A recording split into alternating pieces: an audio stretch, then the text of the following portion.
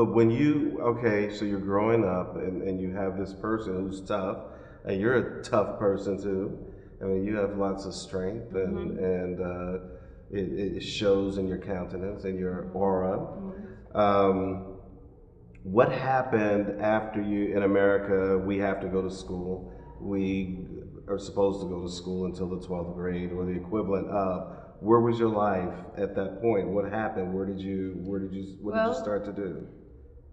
My senior year in high school, my mother decided that I was going to go to beauty college. Well, I had absolutely zero interest in anything like that. I wasn't doing dolls. I was building forts. I was racing sports cars. My whole scene was in a whole other direction, which never got fed. And I found myself being taken to beauty college, and I'm looking at this, and I mean, so you see young girls, they like to do makeup and do hair and stuff like that. I had zero interest in that. But here I was. I got delivered into becoming going to beauty college. It was so half day. I went to my senior year in high school and left in high school and went to beauty college the other half of the day. So I was splitting it up. So my senior year involved half at high school and half at beauty college. And by the time I graduated from high school, I had finished my 1,600 hours at beauty college. So then I got a degree in both, and I was able to get licensed, and then I was at 17 years old working. I've been working ever since, and even in beauty college, I had to earn my way there because it wasn't paid for. I scrubbed under the shampoo bowls at night with legs like spaghetti because they had to learn how to stand. It was so hard. I was having to stand. It was really hard. Now I stand. It's just conditioning. That's all I know how to do. And so I went to a job interview and instantly got hired with 23 top-notch people. I'm 17 years old, and I wasn't apprenticing. The owner stuck me right next to him. Of course, he had a lot of alternative ideas, to the chagrin of his wife, who got upset all the time. But anyways, there I was. And I learned. I became his protege. I was taught many, many things, and I got very good at it. And I just thought, why am I doing this? I'm an artist. I want to be the artist. It's something I kept doing anyways, no matter what. So I started learning how to juggle the two. And it was an interesting experience because at some point the hair, I was tired of it, and I decided I wanted to get out. Then I realized I could go into color. And I could have a paintbrush in my hand at all times. I could paint people, their hair, paint canvases, do my art, create, and I can make this work. And the hair color business is the most money-making business for the most part. I do both. But I decided I could continue. So I decided to jump back in, accept it, and work at both. And eventually, through the years, 36 years of doing hair, I found myself here in Ojai. But wait a minute, we can't go there yet. Oh. Wait a minute. How long is this interview? So wait a minute. No, because you I have a lot of life going on. Yeah, and you're talking about building forts and all that kind of stuff. Yeah. But then that means you weren't always put together then. I know that means. How did all of this happen? Well, what do you mean? How did all of this? Come on, the hair, the cheekbones standing out. I know you were born with them, but you put a little something there, and the lips that are full, and I'm gonna wear this just the proper way to accentuate this and that. I've always and the boots and it's you don't just come out knowing how to do, or maybe you did come out knowing how to do it's that. like I've always loved the visual, and part of that comes with, for me, the design aspect of creating things. It's like a composition. It's like a composition. I can look at textural things and see what works and what doesn't work.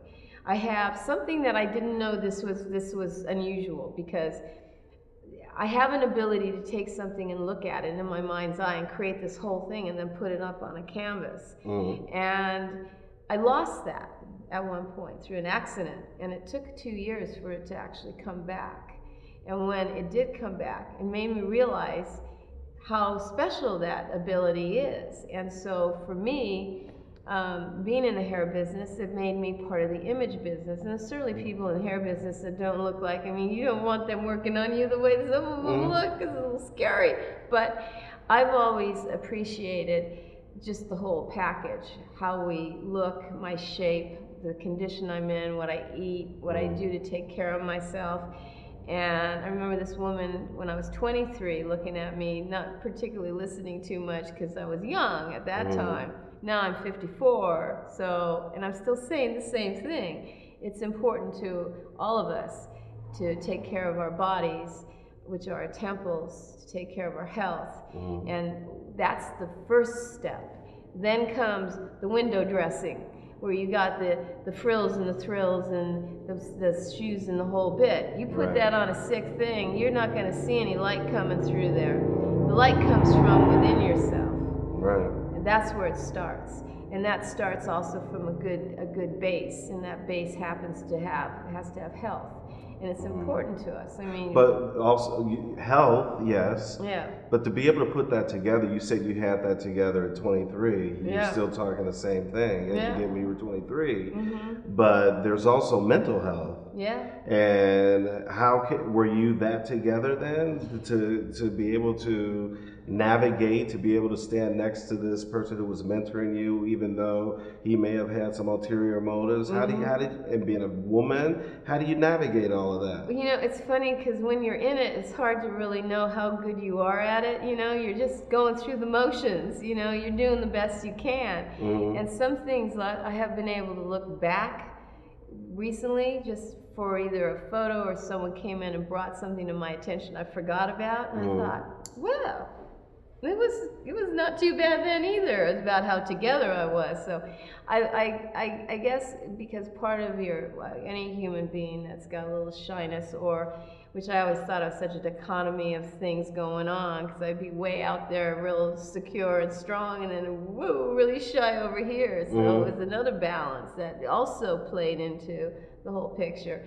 But I think when I was just, as time was coming and going in my life and every experience, it always seemed to be showing me this direction.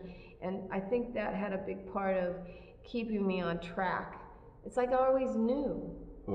I always knew I was heading, whatever I was doing, it was like boot camp. I was being trained for this time, you know, when it was going to start to happen for me.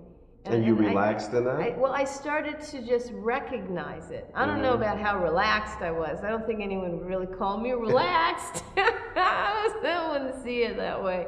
But I think that for the most part, I think that, you know, I just take a lot of pride in everything I do. And that means everything. That means everything. But recognizing it, you were recognizing it I was at 23? recognizing it. I was recognizing, you know, how I felt, what I looked like, what I dressed, what I said, you know, and always really wanting to do something more to improve it. To this day, I still do that. I don't think of myself knowing anything, not even close. You know, I always think I'm a work in progress. I'm always trying to do something better or learn something from someone that I have already met, that I admire what they do. I take that, and it's like school is all around us. In fact, our schools don't teach us enough about life. You know, they teach us about academics. They don't teach us about how to live. They don't teach us about what we need to learn as a human being. They need courses in that. They would need, like the elders would teach the young in other cultures. They would help them understand and learn about life. That was hugely important. That doesn't happen, especially in our American society. Yeah, which is unfortunate. Yeah, and there's so many things that get lost because of that. It would help young, struggling people that have doubts learn to have more confidence in who they are. And this is one of the things that I've, you know, if there's ever any young person that comes in my life, which there have been, you know, I try to offer that to them. Maybe just being who I am. And the fact that they happen to be in front of me and I'm in front of them for no other reason. I think that it's important for all of us to offer that, which is offering insight into life of what we've learned.